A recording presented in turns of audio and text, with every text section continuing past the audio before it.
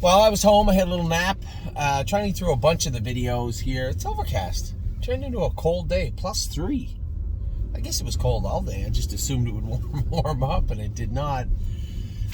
All right, we're back now with Jason's barn. I got to do a small barn list for Debbie. Debbie has enough horses to make a small barn right now. And so does Tim. Tim has a Mordiner now. I may as well talk about it now that I got him. I'll do a list of Tim's barn also. A Mordiner looked lame left hind to me going behind the gate and in the mile the other day. His vet looked at the horse. We did some x-rays after the race. Could not find anything. So I simply just asked him to ship the horse back to Ohio. I'll have Mike, Dr. Latessa, look at the horse. I mean, the horse qualified great when we went with him. Did something happen in the qualifier that was undetected after? It was minor, but you could see it at top speed. Well, I mean, if something's there, it's there. It could be something as small as a bruise, but we need to know where it is. I know from what I could see, it was easily left hind. So let's figure out exactly what went on and fix it. They don't race next week at the Meadows, so it should be a fixable situation. We will see when I get down there. I'm going to be down there Wednesday, I suppose. We're going to drone here Tuesday, so there's no real reason for me not to be down there on Wednesday just to get a real good look at the barn. I know we got to train the other two horses in the race bike, the Del Cash and Del Breeze. We'll talk about in a minute. So yeah, maybe I will have a look at a Mordiner with the vet and Jason. Bomb Huggers qualifying Thursday for her first 2022 debut. I mean, I haven't sat behind her a lot of times since we turned her out, but I know I've heard Jason rave about how good she's been, how strong she's trained, how good she's felt. So really, really interested to see how Bomb Hugger is going to behave on Thursday. Captain Mike Dio was in the preferred sale. It was a horse that we bought. Man, it looked like all systems go his first start. 57, last quarter 27, and then his next start he was a little sick, and quite frankly it was his last start. The combination of his last start and the fact that we have a lot of horses ready to go. When we bought Captain Mike Dio, he was to race right away, but we had to wait a little while. I mean, there was always that, is he going to go to Kentucky? Is he good enough to race in Pennsylvania? We paid him into some stake races, and I think he'll be fine for someone, but not quite what we were hoping and looking for. So much like the previous owners, we're just going to move on. I'm sure he'll show up. His class will show up eventually. You're going to see Captain Mike Dio probably be a decent racehorse and race. I would say it's going to take him a little time to get his bearings under him, so to speak. But I'm sure he'll be a nice horse for someone. Confederate Cruiser qualified well. Raced schooled so the other day. He's going to be Indigo tomorrow night. So interested to see how he's going to race tomorrow night at Northfield Park. Del Cash and Del Breeze, both of those horses. One's an Indiana bred, one's Ohio bred. They've been ready for a bit. But as I said to Jason, I want to see them do it right, do it easy. We'll probably school them both this week and see how they go. Garden State Dio's out in the field. We made the decision to turn her out for 6 to 8 weeks, so she's out now for at least another 5. Gemstone Ruby Rose. I was very proud of this filly. Mechanically, she wasn't perfect. She was rough in the turns, but man, showed a lot of pop and a lot of power. That last quarter in 31 and 2, I know you guys look at it and say, come on, pop power. But truthfully speaking, all the last turn I was holding her together, so probably trotted 29 and a piece speed down the lane with an actual quarter in 31 and 2 as I was holding her together. The last thing I wanted was to have 2 breaks in a row in her life. It's not going to happen. So I'm sure there's some changes we can make to better Gemstone Ruby Rose, but the other day, as I said, mechanically she was adequate, but I was very proud with the focus. She showed she could have made a break in any turn. She wasn't horrible, but she was a little self-conscious in the turns, and at any point could have made a break and chose not to.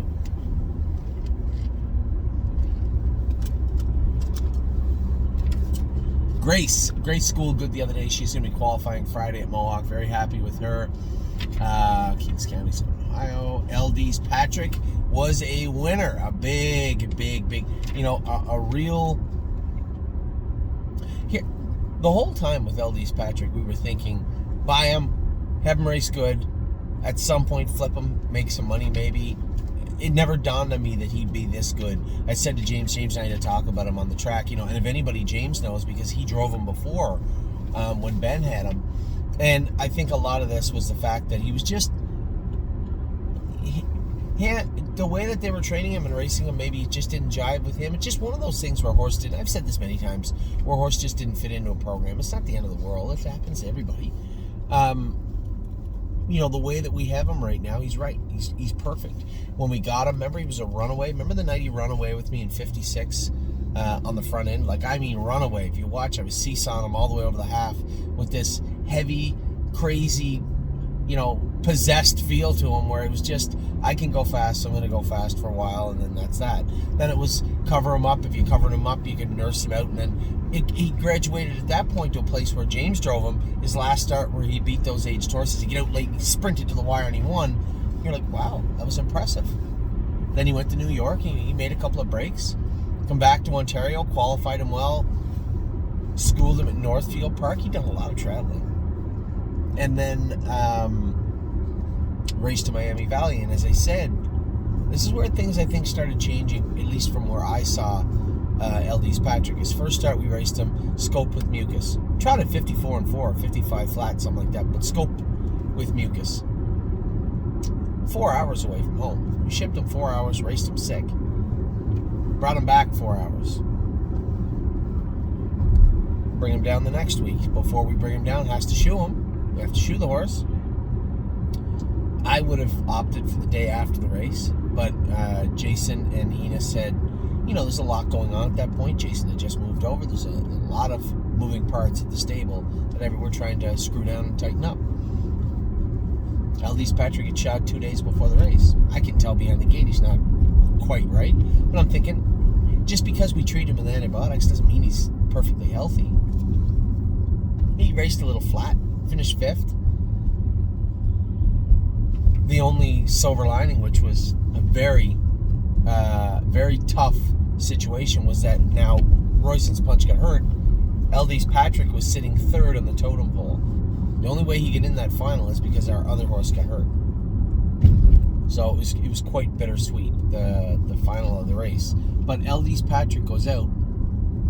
Remember, think back to what I just told you. Remember, he ran away on the front end with me? One of his first or second start with us?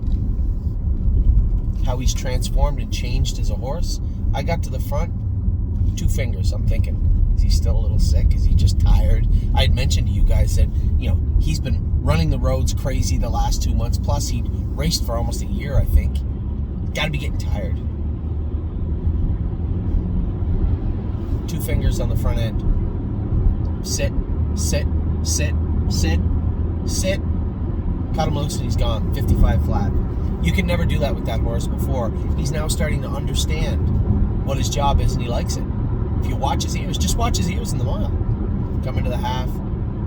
He knows what's going on. Around the last turn, when I cut him loose, it was like, thank you. Shoom, he was gone. And that's how he's changed as a horse, and for the better.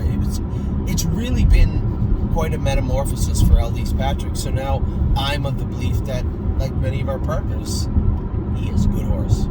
So LD's Patrick's going to stick around for a while. He fits in hours of 5 or 80 here. When he's done here, there's classes that are up to 100. I mean, there's lots of room for LD's Patrick. And along the way, if he legitimately turns into a real good horse, well, then we're just lucky. So LD's Patrick, absolutely fantastic right now. Levitor, I can give you another long story like LD's Patrick and Levitor. He raced the other day, he just wasn't good enough. Am I ever glad that LD's Patrick didn't go there? Because that is a shark tank of a series. There's an open trotter in with us the other night. They go in 55. It was crazy. So,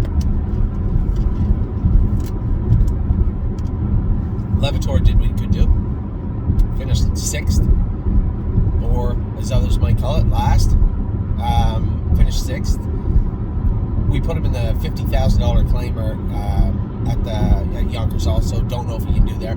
The great thing about that horse also is tons of classes. We can bring him back to Ontario. He can go back to Ohio. Plain Ridge just opened up with short fields, and they're begging for horses. We can send him there too. So we have a number of places we can send Levitor. But for now, we're going to race him at Yonkers this week and see what happens there. Matt's MVP schooled in 58 in the pouring rain the other day. He's better. We got him good, but it's going to take time. That left hind ankle is a flashpoint. It's a problem. It's caused some soreness in his right front check ligament, and his knees are weak also, which only puts more pressure on that check. So I think his biggest problem this second might be that check ligament, and it is that's all been precipitated by that right hind ankle and his right front knee. So we're working on all three at the same time. There's a couple other sore spots too, as you can imagine. You start taking weight in places. First big place to take weight, get overloaded is their back. So his back's a little tender also. So Matt's MVP, but again, another horse that I've been so proud of, the way he's really persevered. He'll be in Thursday, and we'll see what he's made of Thursday night at Mohawk. No Free Lunch is now back with Harry Bolton of Tom. Broken equipment the other day. Somebody said, "Oh my God, is she okay?" Yeah. She snapped the torque of her, snapped the snap of the hobbles. Ropes were good, pulleys were good, loops were good, but the snap I had on the back of those hobbles just ripped it right off the bike, and there was nothing I could do. So we just simply, I just simply pulled her out. She'll re-qualify on Thursday. Now, we did school her in 2-2 last half at 58. After that, she's still not completely proper and perfect in the turns, but she was pretty good. Pretty good. 1-2 skip a few. Yeah, scope with a tiny bit of mucus. Yeah, had an AST of 700 or 800 and a few little other things going on. But man, that was a pretty poor mile. It got me to thinking that maybe she just wasn't quite as ready as I thought. Maybe that 2-1 mile stretched her out a bit the week before. And maybe she's just not quite as ready as I thought. So we'll go back and school her this week.